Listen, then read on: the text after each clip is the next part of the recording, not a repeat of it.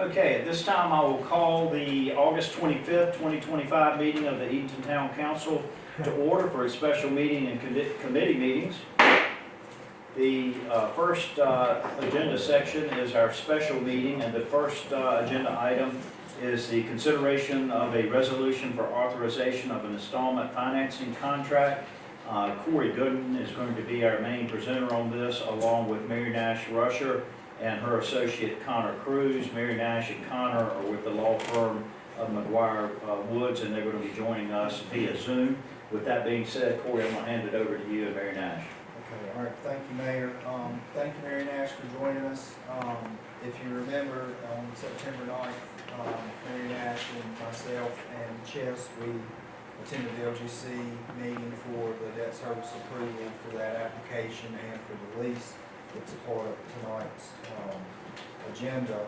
The resolution that is presented is for financing an agreement not to exceed $6 million, and is comprised of two parts. One, a tax exempt loan up to $600,000, and a second taxable loan up to $5.4 million. Both of these have maturity dates no later than 2046, and the term of both of these loans will be for 20 years. And it is my recommendation that council approve the resolution as presented. Mary Nash, did we miss anything on the IFA? No, sir. I believe you got it just right. This is the result of the RFP that you sent out, and this has been approved by the Local Government Commission. I have a question. So I thought initially this was slated to be grant funded. I thought that's how we advertised it to the public. Could you give us some insight to that? So part of the sources and uses for this is grant-based. The town at this time is around 1.7 to 1.8 million in grant funding on part of the capital stack, and that's why the two loans that you see here read up to, because the grant funding is designed to offset as much of that cost as we can. And one thing to note here is we discussed in the LGC application there was a collateral portion of this loan, and that's the tax exempt piece as well. So depending on the total of the larger draw, the general statutes recommend that we are around 10%, and that's why both are set up as an up to. But we do have grant funding that's with this, but there is some debt service through the term of this overall project. No, so this contingent on state appropriation? No, what we see here is primarily the acquisition and upfit of the building, as well as the overbuild for the parking lot, with the contingency on the state funding for the parking deck portion. Okay. And the residual rent that we collect will basically cover that cost? Covers some of the costs, not all of the costs. Okay. And who's the institution? Southern. Okay. And Councilman Costin, you mentioned it, the appropriation from the state, we're still receiving news that those that are helping us out, we're still receiving positive news on that. I would feel better, we already had that in hand, but we are receiving positive reports on that, and the timing of it could be late fall, it could be early next year. Yeah. But thank you for that question. And so one thing to note, I think that is a valid point here to your question, is most of the grants are reimbursement based. So at some point, funds have to be there, and for this large of a project, that's why this type of financing agreement, which has multiple draws built in based on the timing of those grants and the project itself, that is really the upfront need to be able to provide those funds for reimbursement in the near future. It's a lot quicker to get a loan than get a grant back. Sure. And Corey, I believe you and Chess Chesson did an in-depth analysis. Councilman Costin asked about the rent and how much that would cover, and that analysis also included, as I recall, sales taxes, electricity rates and things of that like. Is that correct? Yes, sir, we measure direct and indirect, improvements, right? Okay, does anybody else have any questions of Corey or Mary Nash? No, I make a motion that we go to approve the resolution as presented. Thank you. Second. We've got a motion and a second from Councilman Costa and Councilman Sellers. You need to make one more comment before we Just go. making some notes. Okay. Councilman Costa and then Councilman Sellers. All right. Okay, all in favor of entering into this two-part financing agreement with Southern Bank as presented, please indicate by saying aye. Aye. Any opposed? Thank you. The next is a resolution for authorization of four things, also related somewhat to the Project Teapot and then to a couple other things. The four-part authorization is an economic development agreement for Project Teapot, acquisition of 211 South Broad Street, which is the building where Operation Teapot Corvallis will be located and be doing business, the acquisition of 311 North Oakham Street, and also a ground lease for 211 South Broad Street and 206 Court Street. Like I said, this is a four-part resolution. Corey, can you explain why it needs to be all in one resolution for us? And also further explain, if I didn't do a very good job of explaining what it's about. So, Connor and Mary Nash and I did have this discussion on Thursday and Friday last week. There are multiple parts to the new market structure, which includes the economic development agreement with the town, the acquisition of the property, as well as the acquisition of one of the collateral properties for this project, as well as the ground lease. And so each of these four items are included in the resolution that was presented tonight. Mary Nash, is there anything else we should add? The resolution, for the most part, Yes. is the starting point of this new market insertion. Yeah, that's right. Corey, thank you. Typically in these transactions, we would be entering into the ground lease, that is the ground lease between the town. As soon as we close on the installment finance contract, the town will purchase the old Sears building and will become the owner. But in order to keep up with Provalis's timeline, we want to go ahead and start construction. The construction contracts are over in Main Street, Edenton, which is who will be the owner of it for the 7-year tax credit period. Well, and not the owner, but the ground lessee. You will ground lease the building and the parking land to, it's an LLC that we're creating, it's just a drop-down LLC under Main Street, Edenton. They have the construction contract, they will be building it, they will lease it back to you, and at the end of the 7-year period, we will cancel that ground lease in return for the forgiveness of those notes. These are notes back and forth between you and Main Street Edenton, and it'll get the property back to you. But we don't want to wait until the new market's closed. That's going to take another couple months, because then we will fall behind on the Provalis timeline. So this is a recognition of the economic development agreement that you've been working on with Provalis now for months. That talks about the economic benefits that are coming to the town from this investment that you are making, so that they will put their 158 employees in that building. And it also authorizes the appropriation of the dollars. Now, the dollars are coming through the installment finance contract, but you still have to appropriate the dollars to purchase the building. And then finally, it authorizes that ground lease. between you and Main Street Edenton. And when we close on the New Market Tax Credit transaction, the first payment under that ground lease will be to reimburse the town for these dollars that are used to purchase the building. Long-winded explanation. So the deed itself will be in the town of Edenton's name, but leased out to subsidiary underneath Main Street, is that right? Lease to them and then sublease to Prevail, that's right. You never give up fee ownership. Throughout this whole process, Mary Nash, we will remain the owners of the building. That is correct.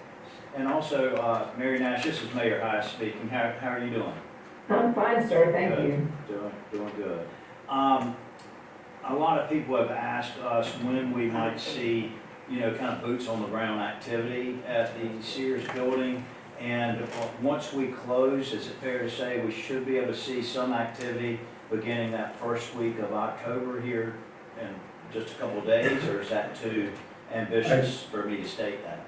I can speak to that, Mayor Nash. Thanks, Okay. Jeff. Hey, everybody. Hey, Mr. Mayor. Yes, we are shooting for an October 1st start with construction on Frivolis, assuming the IFA closing and the building acquisition go as planned. Yes, sir. Anybody have any more questions? What's their timeline like? When are they looking to, well, we're gonna break ground October 1, and then when is construction? 12 months? We're hoping, A.R. Chesson is the GC, or the construction manager that has been awarded the project, and they're estimating a 10-month build-out. And then we expect a month to 2 months for Frivolis to get their equipment, desks, data lines, all that installed. Is it still, is still their plan to go out to the old shopping center, the Full-on Shopping Center temporarily? Or are they gonna wait until construction is completed? That is yet to be seen. When they priced that out in May, it was cost prohibitive. As of a week or two ago, now they're re-looking at temporary space. We have not heard what their latest plans are, but they're looking at a $500,000 or $600,000 build out for a 1-year lease, which, this just doesn't make sense. And tell me again, how will it work with the 3 current businesses on the first floor? So each of them entered into their current leases with the understanding that the building would be sold in construction. So we talked about that day on the New Market call. So they're aware of that. But those leases would still be Yes, honored yes. when you Through buy. us, though. Yes. That's right. They are, we did some coordination with them last week, now that we understand our construction timeline, and they're aware of it, they're under lease for the next 2 years, and one of them's for a 5-year lease, and they understand that we're gonna do construction above with, to the max extent, will minimize impact to them downstairs. All right, and all that makes sense to me, but why is the North Oakland Street property included in this resolution? There's a collateral portion of that. If you remember, the fire station was under the 10% number on the initial repairs before design build for the site cleanup. And so one of the things that the police chief and I have had discussions, and this was the kind of second iteration of that, is literally the lack of parking for the police station. And so this will allow us to develop a long-term plan for that site. Corey, with 311 property, will that structure be used strictly for training? We have all intentions to save that. Save it in terms of like relocating it and renting it or selling it or either or? Either or, it would be up to council to decide, but we do plan to try The every structure option itself? to save the structure. Is there an opportunity for it to be workforce housing? I think we do have some opportunity when we look at the fire station property, particularly some of the lots that were included in the purchase on the Peterson Street side. We've already walked down the site, and the architecture actually is in harmony with what is seen there at the Peterson Street side of the new fire station. So we do have some ideas there. We also remember, we talked about potentially the, reallocation of space around some of the electric departments. So I think we have multiple options to consider to try to keep that structure safe. I think that's been the intent on the majority of the homes that we've brought forward to council over the last year, is to avoid any type of demolition. I helped an elderly gentleman move a piece of furniture into his house on Hicks Street this past weekend, and he asked me, were there any plans for any houses to go on the backside of the new fire station property? And I said, I will ask and find out. So there is an opportunity for us to do some housing on the Peterson Street side, It depends on the site design for the fire station itself. if they don't need it. But, you know, we have considered trying to fully utilize that space and also giving us an opportunity to save another structure that's located here in town. And so there'll be some more work to do on how we decide to use that space going forward. That'll be something we'll bring back to council. And I assume that our chief of police is in favor of this. Yes, sir. And one thing to add before one correction, we had a call today and Friday. One note, when a motion and second is brought to the table, there's one condition. We need to update the not to exceed $1,450,000. We need to update that to 1.5 million instead of 1.45. So if the motion is made, that it needs to, the minutes need to reflect that one correction. So that's 1.5. Yeah, and we stumbled across that late last week going through the HUD sheet closeout for the property and the current expenses. That way the town and Main Street are completely made whole. I have a question as it relates to the Rural Road North Oakland. I know that we, not this year, but last budget cycle, we had talked about that land acquisition. Have we done a study to figure out like if it was truly needed? And I thought that if we were going to do a parking expansion, that we were looking at the adjacent property. Have we had any dialogue with the owner of that lot versus having it connected? I just thought that that'd be more cost effective having it adjacent versus this side. The property was originally slated and offered at a higher price, and the price that, fast forward a year and a half, was lower than, it was within the confines of what we could do with this, and not be a direct impact to the town's budget, because it would be part of the financing. So it wouldn't be like a direct impact purchasing of the property. The house is in decent shape. I didn't think it was. Looks nice, it looks okay. Well, we had walked the site with contractors to get an idea of what's there, and the foundation does have some concerns, but the How old actual, that house is? I don't, but that would be part of the investigation for that asset itself. But the framing portion from our review, from what we've been able to see, we have had a full depth inspection, but How long's it been vacated? it's been vacant. About 6 months. Yeah. 6 months. It's been quite 6 months, hasn't it? It's been a little while, I'm not sure exactly how long, but we had About some 3 water months. issues. Because they took the renters to court for failure to pay, and they had to get out, I think it was August sometime that they had to be out of there.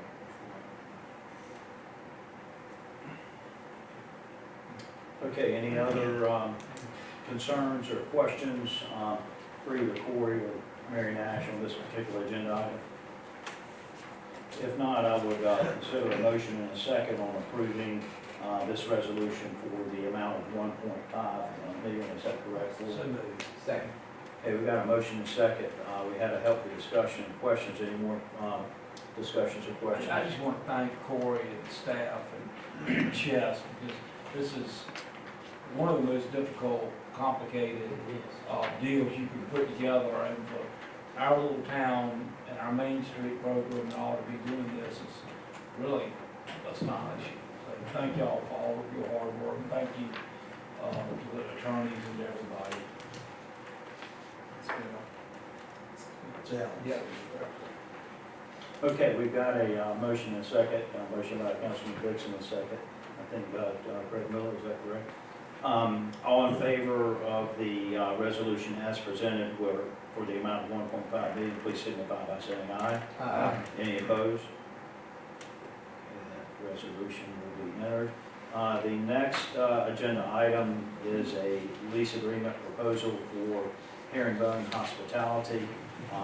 Joe Watt has made this request, and Corey Gooden has been working on this request. So Corey, I'm going to hand it over to you to give further explanation for this. Thank you, Mayor High. Joe and Stephanie and I, as well as Dwayne, have been in conversations over the last few months, looking at options to make some changes, particularly around some utilities, as well as a new opportunity for us to really expand our history and our story here. Joe is going to be presenting tonight with the proposal request for a lease of a 12-foot section for a ground lease that is currently still within the street right-of-way there behind the curb, between the curb and the utility post that is along West Water Street. This does include relocating the vessel that's currently the herringbone sign to allow for that screening and utility cleanup as part of this, but it also includes storyboards to help explain the history of the building as well as the fishing industry here within Edenton. This is the first step of two that if council is okay with actually utilizing this space, Joe and Stephanie will be coming back to Dwayne for Edenton Preservation Commission approval for this type of signage as well, and this type of addition to the space. So, thank you, Joe. Stephanie, thank you for being here tonight.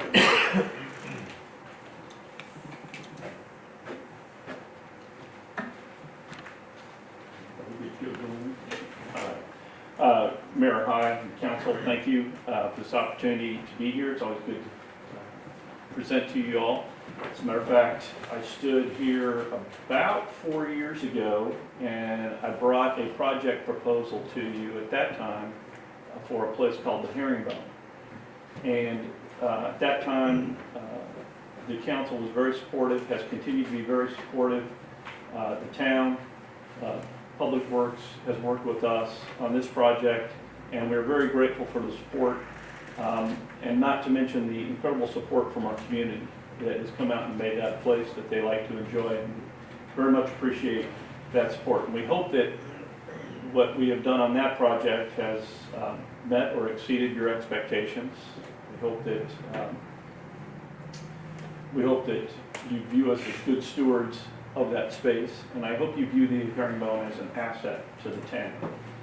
As a matter of fact, next month we will celebrate our 3rd year of operation, and we consider it a success, and we want to continue moving forward. But in doing so, we want to continue to improve it.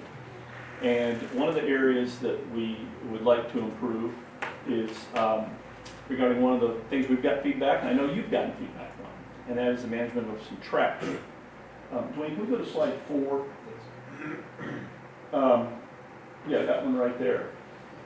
Trash is unfortunately a necessary evil, something you have to deal with when you're in the food and beverage business, in the restaurant business. And most restaurants, as you're aware, kind of have a front and they have a back, and the trash can always go out the back, and the service can be taken out of the back, and it's kind of out of sight and out of mind. Well, this unique property that we have here is such that there really isn't a front or a back per se. And moreover, actually, we have another situation here that since the get-go, since the outset of this project, the Herringbone project, we have done everything we can to mitigate our operational impact on our neighbor to the west. So therefore, we designed everything with all the services over on the east side of the building. Well, that puts the trash on the east side of the building. And so we have these 3 trash cans highlighted here in red that I'm very grateful to Corey and Public Works for finding a solution so we can actually manage trash and have the business be a success. Unfortunately, these are kind of unsightly trash cans, and it's not the ideal solution. And I know that you've had people from the town, maybe some that are here tonight, that have even brought that concern to you, and we take it seriously too, and we don't like those trash cans that are either. So we came up with a solution to maybe address this problem, but it kind of has a chain reaction of things, and so tonight I want to kind of share that plan with you.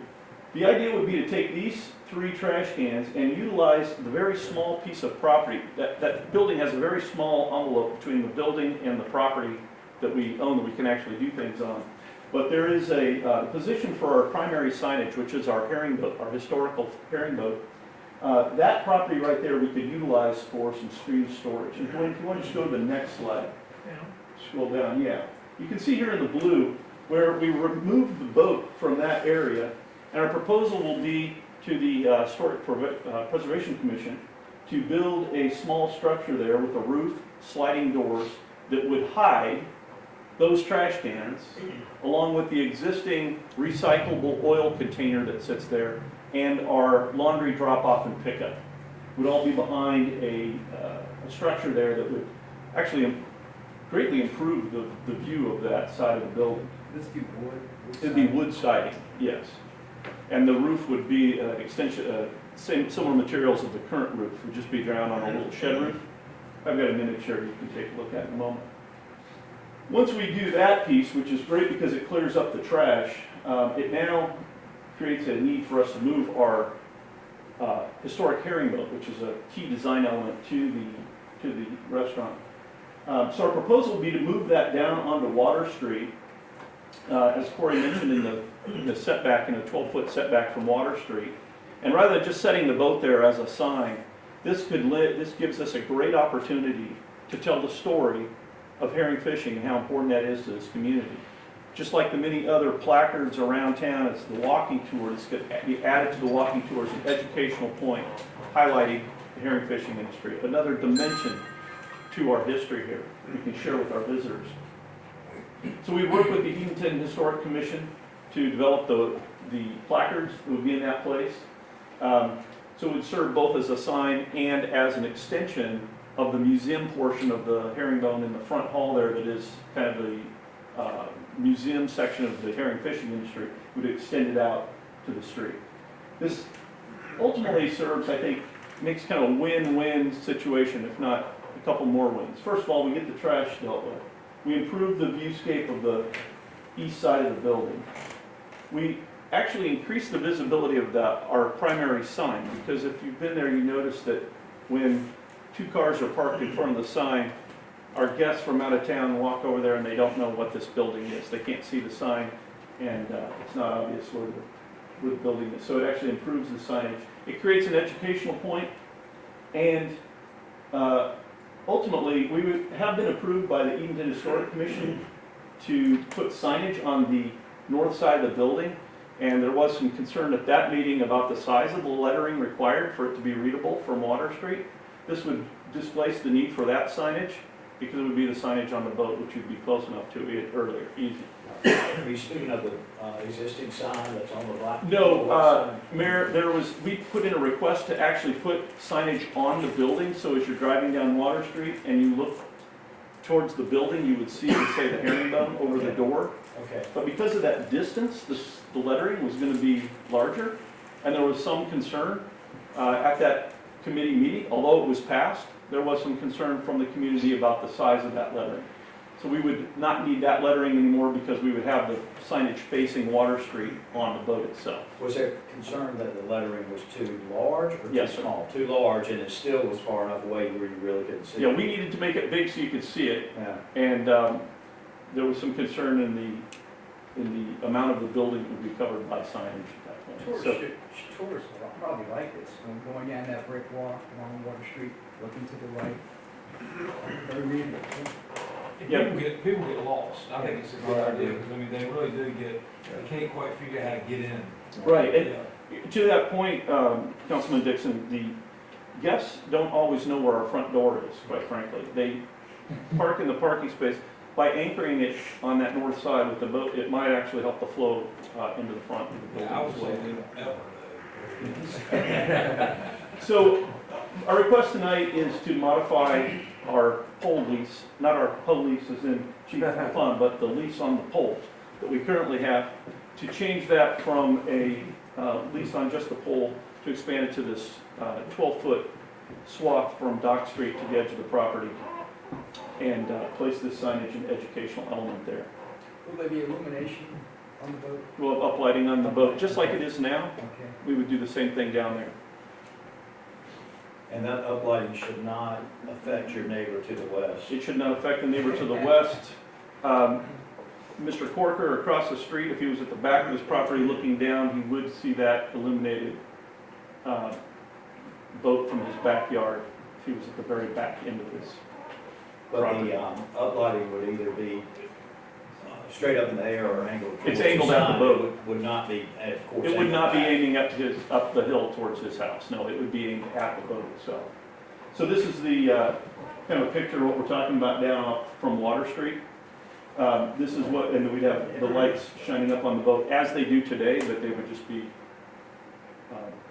illuminating the boat itself. And that's the part that goes through the historic preservation commission. Yeah, the HBCSC approved We're this. not This, on the yeah, this design. is just, really tonight is just about the lease, if we can get the lease, and then we would present this to the Historic Commission. And it, Dwayne, if you want to go up to like number 2 there, it's kind of the whole Before you point. go from there, Joe, can you go into just real brief detail about the subject matter of the storyboards or the plaques on either side of the herringbone?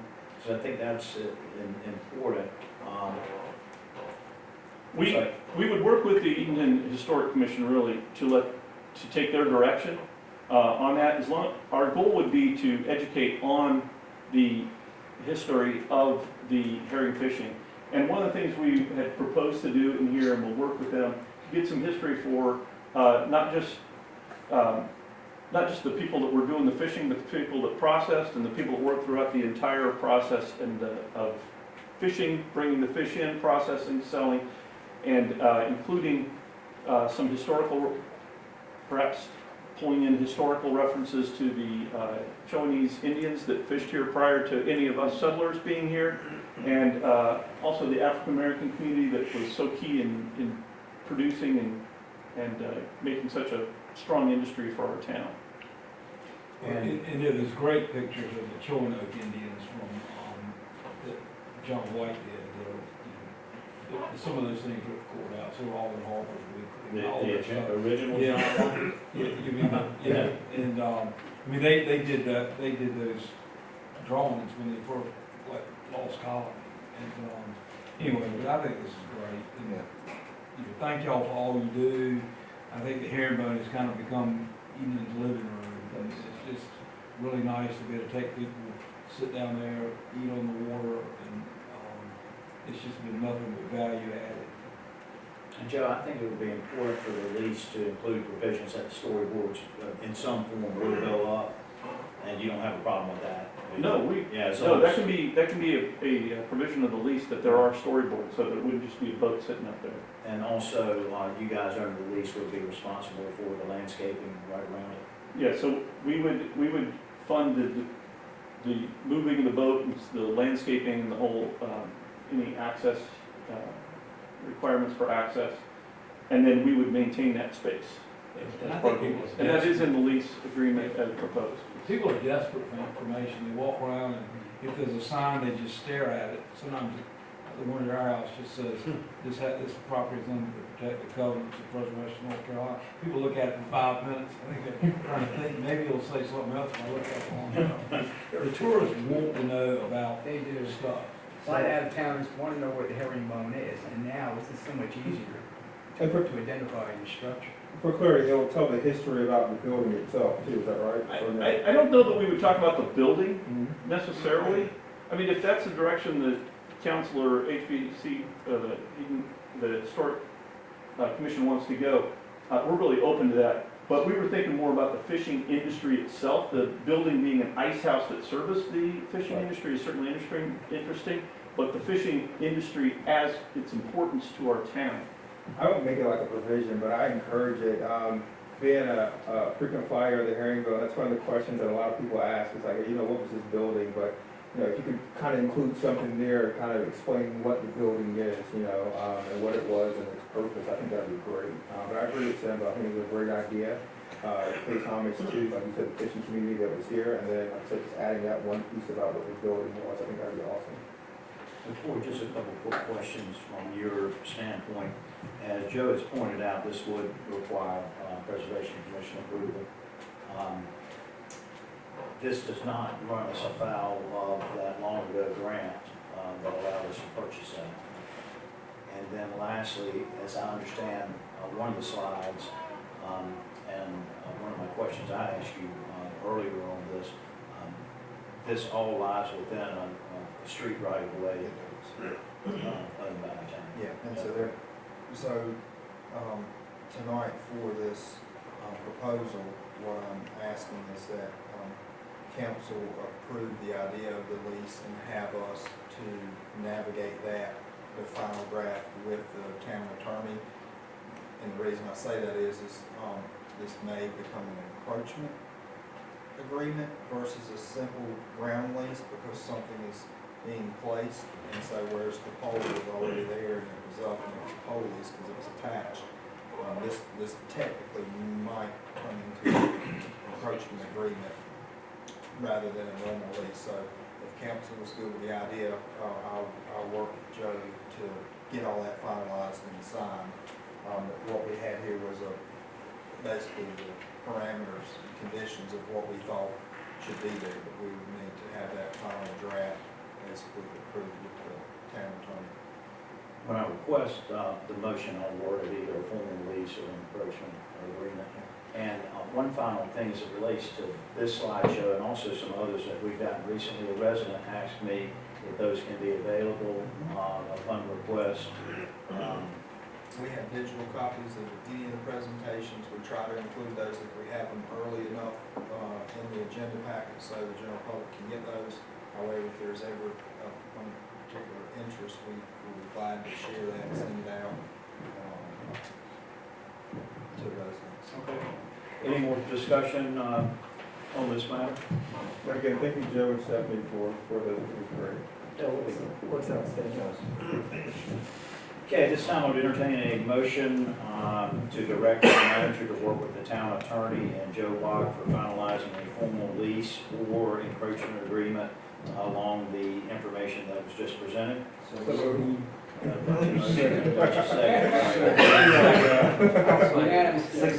Elton, you want to get in on the game? You made the first motion, right? Okay, yeah. All right. Councilman Dixon. Okay, all in favor signify by saying aye. Aye. Okay. Next is a certificate of sufficiency. You recall that we've been going through the voluntary annexation process for 316 Old Turkey Road. The last step in that, or at least the next step in that process would be a certificate of sufficiency. And that certificate is the final step of formalizing the annexation request. Based on all review and public input, there are no limitations on our ability to grant the request. The request has complied with the state statutes and also our local ordinances. And so we would need to take a vote on that. I would entertain a motion that we enter into the certificate of sufficiency, finding that the voluntary annexation. Can I say something before we? You sure can, because I knew you would. And I'm not cutting you down, but I knew you would. The land is land that my great grandfather bought when he came to Edenton. He bought his freedom, he came across the river, and the community that I'm living in, he bought most of that land. And because everybody most of the people that's living out there is part of the family. And it comes from the tree. And it's nice to see someone to come in and do a development and put houses out there for people, because Edenton, we need houses, affordable houses. And to bring the community back alive, it's a good thing. I'm looking forward to it. I Maybe think you put a it's- sign up out there too. Yeah, and I think it's gonna help with ditches and sidewalks, something that's near and dear to your heart. Don't get me started. You gotta preach it hard. Yeah. Okay. Who's that girl? And I'm just here on behalf of WP Trio Properties in case y'all have any questions. The development is a bit preliminary right now because they need engineers and surveyors and that sort of stuff. But I'm just here in case there's any questions, and I don't want to take up too much of y'all's time. And Micah is a good friend of mine, and I called him by his dad's name at the last meeting, and I've known Micah forever, and I think I apologized to you then. It's not the first, and it's not going to be the last. I'm positive. Don't hold it against me. All right, we got a motion and a second to enter into this certificate of sufficiency. I make a motion that we approve it as presented. Second. Okay, we got a motion and a second. All in favor of entering into this certificate, please signify by saying aye. Aye. Okay. Next is an Arbor Day 2025 proclamation. And Corey, as I understand, I need to just read this into the record and into the minutes. Yes. And there's no vote required. Is everybody in favor of us? We do this every year, right? That's Almost correct. every year. This is the 46th continuous year. 46. Yes. Wow. I think, Okay. I think Mr. Moorhead would tell you, as far as continuous goes, we're top 3. or 4, but, you know, one week from our side. We're barred. We're barred. So we, as long as this has been a thing, Edenton's been a part of it. Okay. That's interesting. So we gotta do Tree City flag?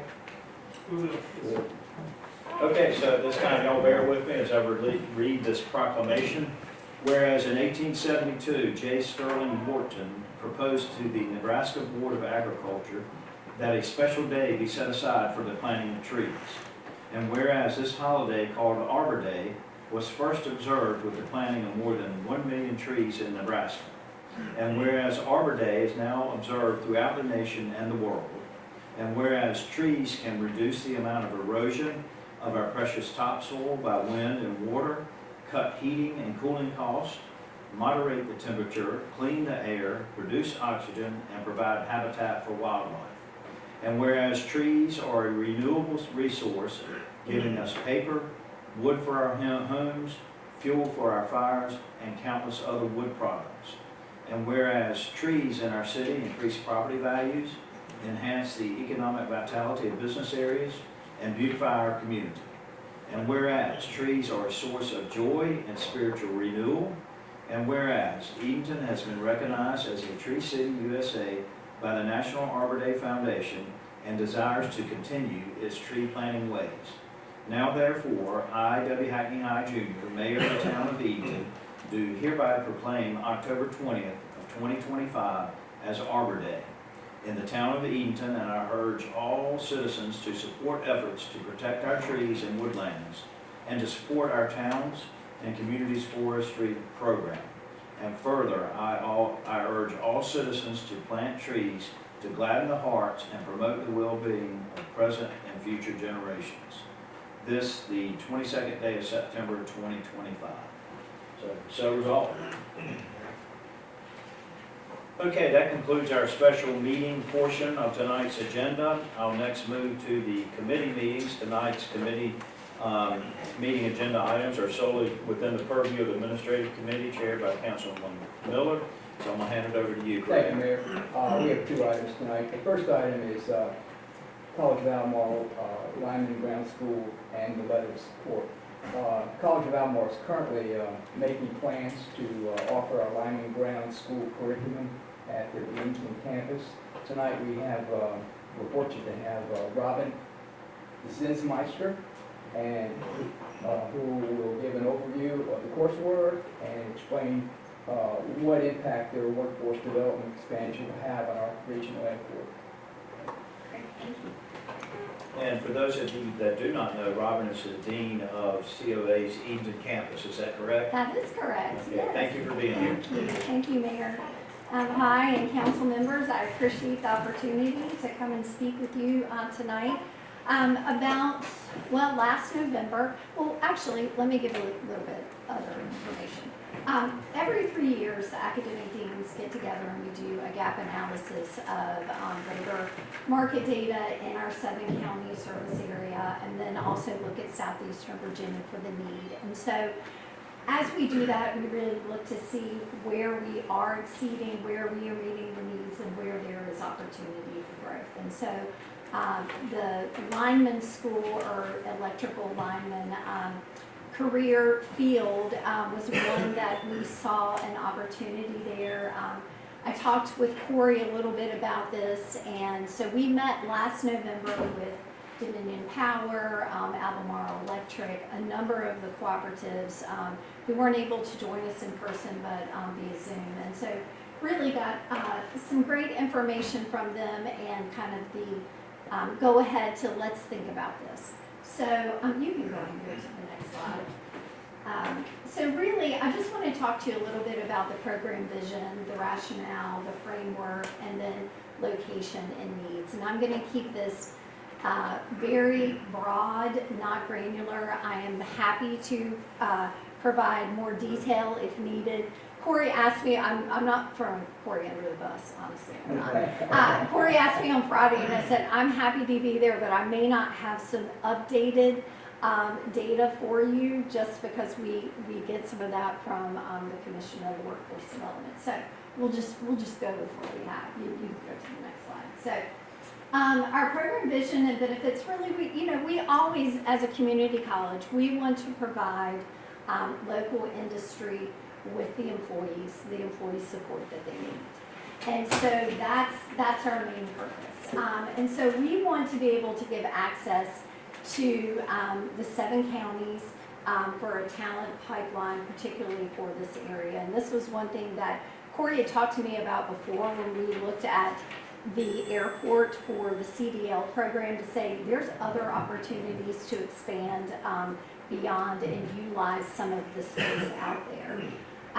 And so, as I already mentioned, we met with some of the industry last November, and then since then, amongst all the other things we have going on, have really been trying to move forward and keep a little bit of momentum going.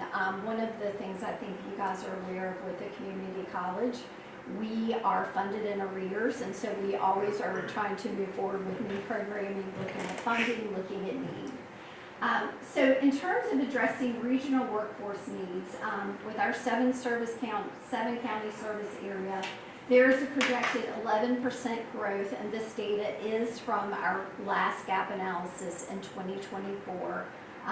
But what I can tell you, and I pulled this quickly today, is that your local, the closest local programs, that if you have individuals right here in Chowan County or in Perquimans or Gates who are interested in going into this field and are hired, they have to either go to Martin for that initial program or to Nash.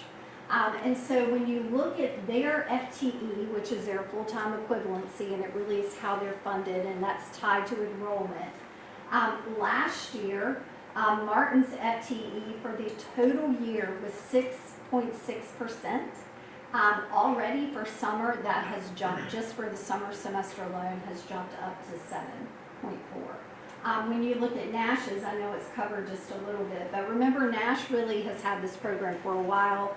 They are the ones that work directly with electricities and have the full program there. So even if we start our program here initially, or I should say when we start our program here initially, they will then be hired and go on for additional apprenticeship journeyman training through electricities at that campus.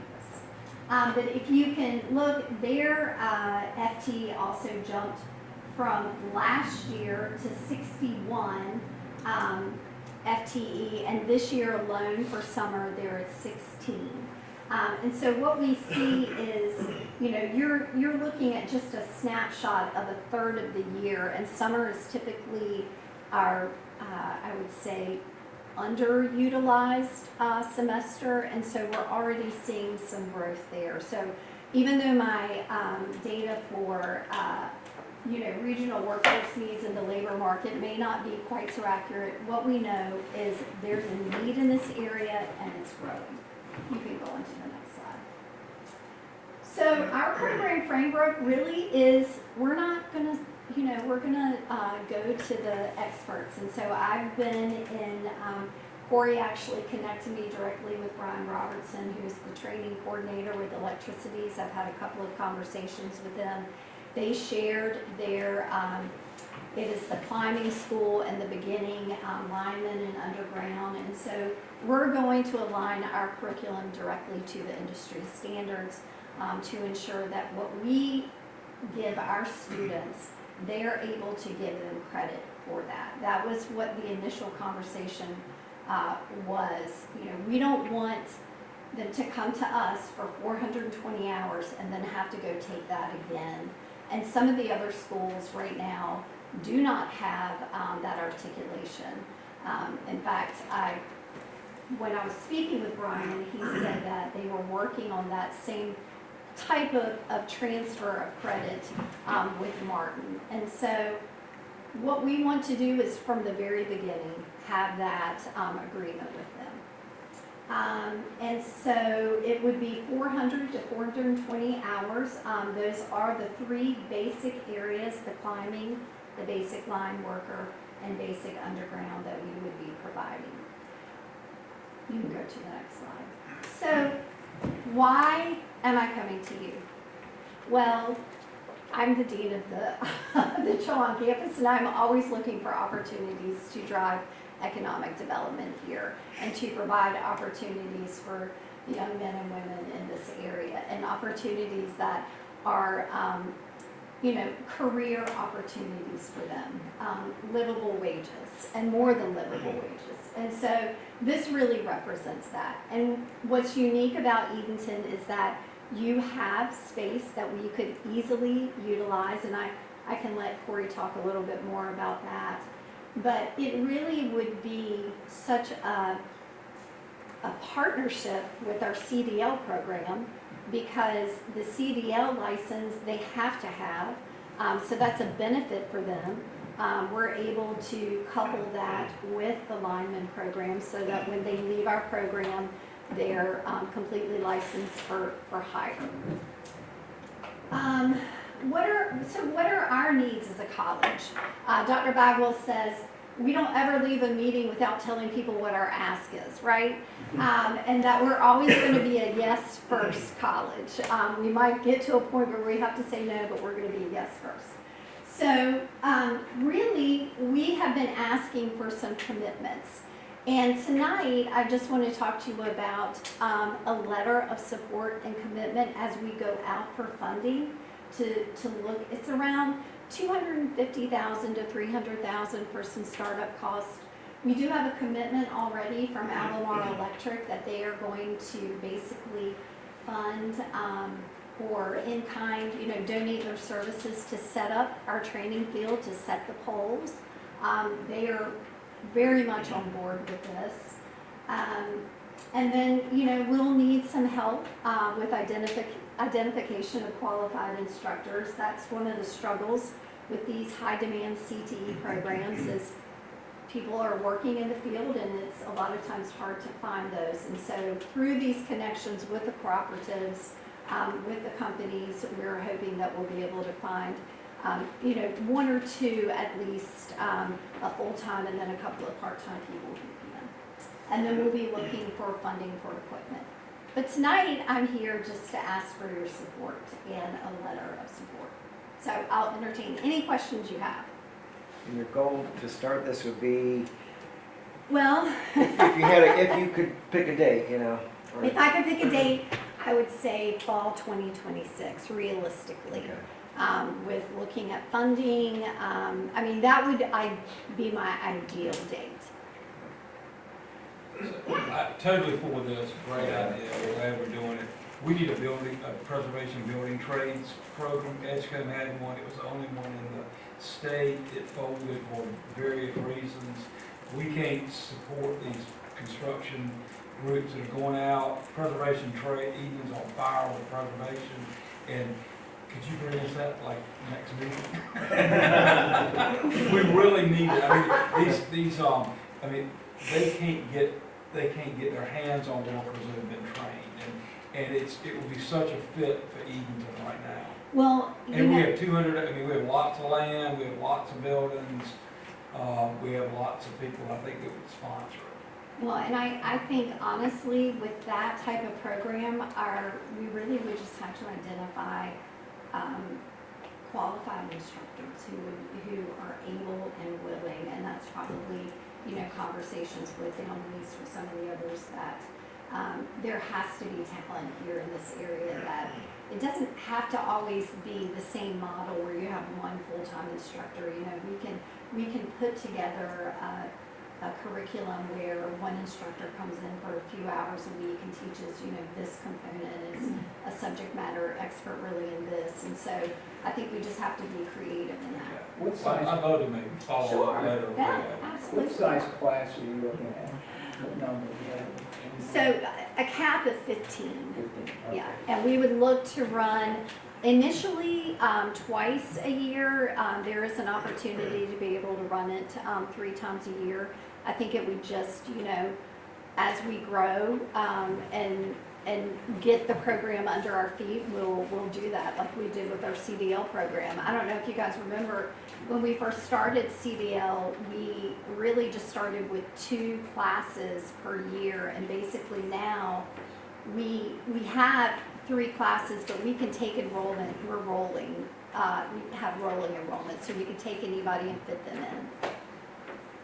And one thing to add there, if you remember, maybe 2 years ago, when we started, when Tammy and I started working on some of our administrative policies, for us, particularly as an employer of these type of candidates, that we extended our lead time for our electric crews from a 30-minute window to a 45-minute window for responses from home to the electric department. And it was because of the ability to try to grab some of the folks from the Martin County program that maybe live a little closer to that end of Bertie or just inside. So we've had this discussion ongoing for upwards of 2 years. And so what I need the administrative committee to work with for now is simply a letter of support, like Robin has mentioned. But there will be additional things that will come back when this becomes more solidified for our partnership here between leasing and how these marry up and timing, etc. So I'll be glad to do that. What do we make, Mayor? Yes. The administrative committee has a recommendation to make. We recommend the town manager be responsible for completing 3 tasks. 1, prepare a letter of support for the new coursework.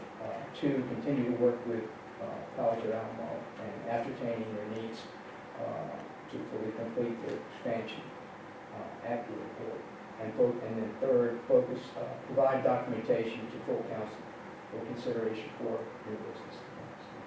And this is not what we're pushing into the next meeting. That's right. We're just giving you a general direction to move forward Yeah. with the letter of support. Does anybody have any problems with the recommendation made by the administrative council and the chair?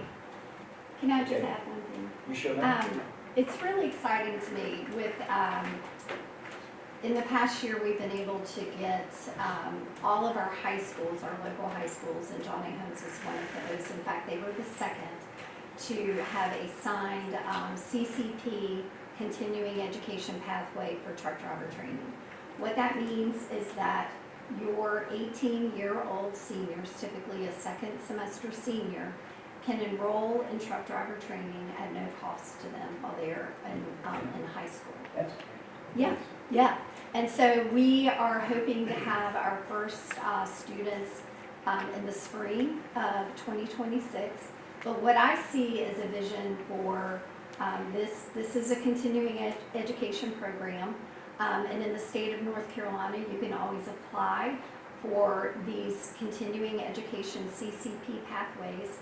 So, you know, I just see this as something that we partner, and then once we have it, this is another opportunity for those high school students as well. Can these students get their driver's license?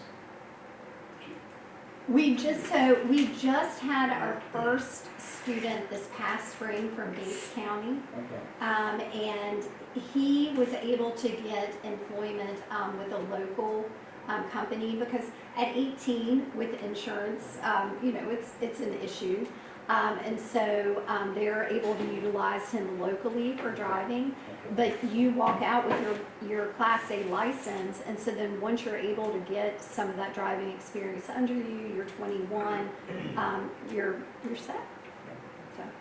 Well, Ron, I appreciate you coming tonight. And thank you for working with the Thank town and all that you do. And I'd also like to recognize Patty Kersey here. She's on the board of COA. It was kind enough to come join us tonight. Thank you, Patty. Thank you, Mr. Mayor. What's that? Yeah, exactly. Okay. Okay, our next and last agenda item is a vacant building ordinance and registration. And I'm gonna hand it over to you, and I'm sure you're gonna hand it over to Corey Dwayne. I'll let, yeah, venture. In an effort to gain control over the many vacant houses and underutilized commercial properties in town, the town staff have recommended the creation of a vacant building ordinance called VBO. The VBO ordinance will establish specific requirements for property owners to adhere to, such as property registration, maintenance standards, and annual renewal fees. The goals of the VBO are to encourage owners to return their property to good use, improve safety and appearance, and establish a mechanism for monitoring and enforcing vacant property conditions. And at this time, I guess, Dwayne, add anything to that? Yes, sir. This is basically just commercial properties in the commercial highway, commercial downtown, commercial neighborhood zoning districts. It's to help. We don't have an issue now. We have a few that are difficult, but we want to prepare in case there is an issue in the future.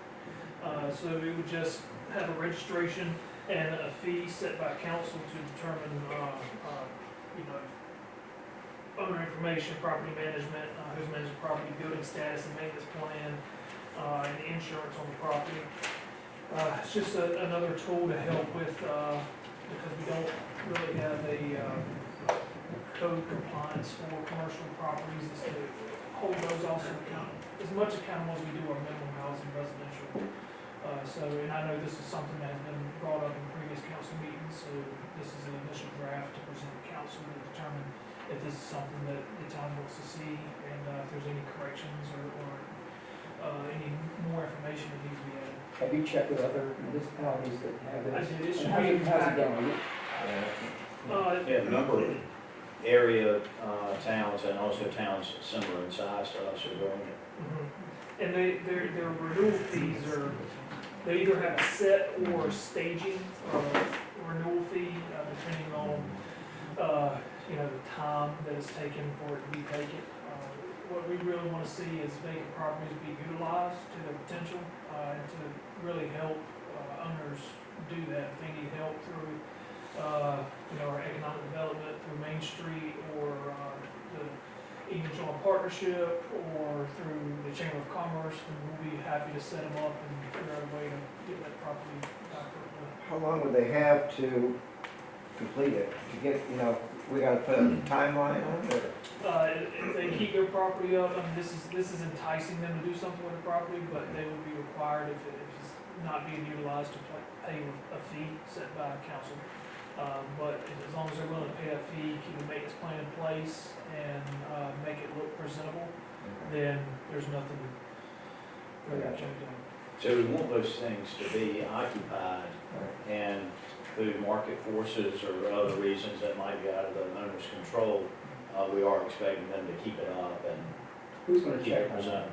Who's gonna check on it? Who's gonna So- monitor it? I've already started, kind of getting addresses and ownership information for all vacant properties. It's gonna be difficult to get that entire list because some have electric, some don't. Some might not have electric for quite some time, they're no longer in the system. But as we, create that list, I'll be sending, the ordinance that has been passed along with registration, requesting that they fill it out, and so we can keep it on file. And we can let you know the success rate, after a certain amount of time to see if this ordinance is even making a difference. And do you think this ordinance could make a difference in some of the more recent situations we've had, including one that was high profile, but we had some issues originally with keeping the property up? That's correct, and that's one of the things, we'll probably, if council approves, we'll have some leniency on as long as we're seeing progress being met and continued interest in vacant properties. We just don't wanna have conversations go to zero and then it just sits there again. But as long as we have an active permit in place, working towards a common purpose and goal, then, they won't be required to. I'm shocked, we already have this. You know, it's a good thing. Okay, any more questions? Anybody got any comments on this? What is your recommendation of your committee? Okay, we'll send this to full council and we'll work on it some more at our next meeting. Yes, sir. Okay. Thank you for your work on this. Appreciate everyone being here tonight. At this time, we'll call the special meeting and administrative committee meetings to close and adjourn.